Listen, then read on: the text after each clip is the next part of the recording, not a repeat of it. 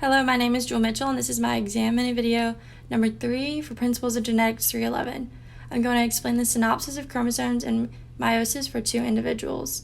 A chromosomal aberration is a missing extra or irregular portion of chromosomal DNA. The four basic types of rearrangements are deletions, duplications, inversions, and translocations. For the first individual, it has the chromosomes MLI.JKHG and GHI.JKLM, where the dot represents a centromere and there is a crossover between the letters J and K. Here's the illustration for individual 1.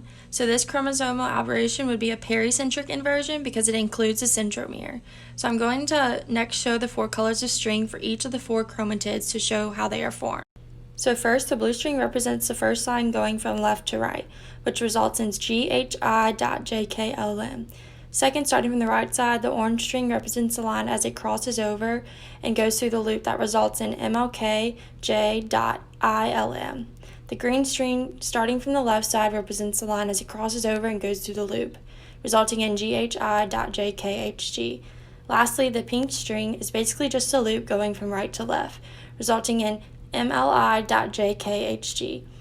So the chromatids GHI.JKLM, the blue string, and MLI.JKHG, the pink string, would be viable, and the chromatids MLKJ.ILM and GHI.JKHG would be non-viable, meaning there are duplication and deletions portions of the chromosome.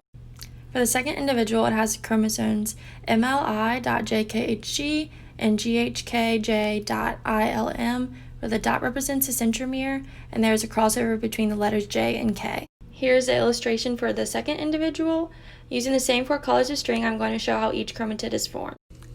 This first line is represented by the blue string going from left to right, which results in GHI.JKLM. The next line is represented by the pink string going from right to left through a crossover, resulting in MLKJ.IGH.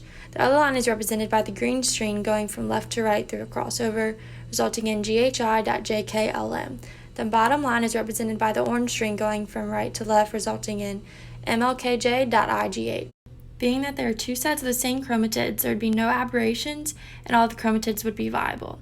The second individual would have more fitness at 100% because all of the chromatids are viable, whereas the first individual only has a 50% level of fitness.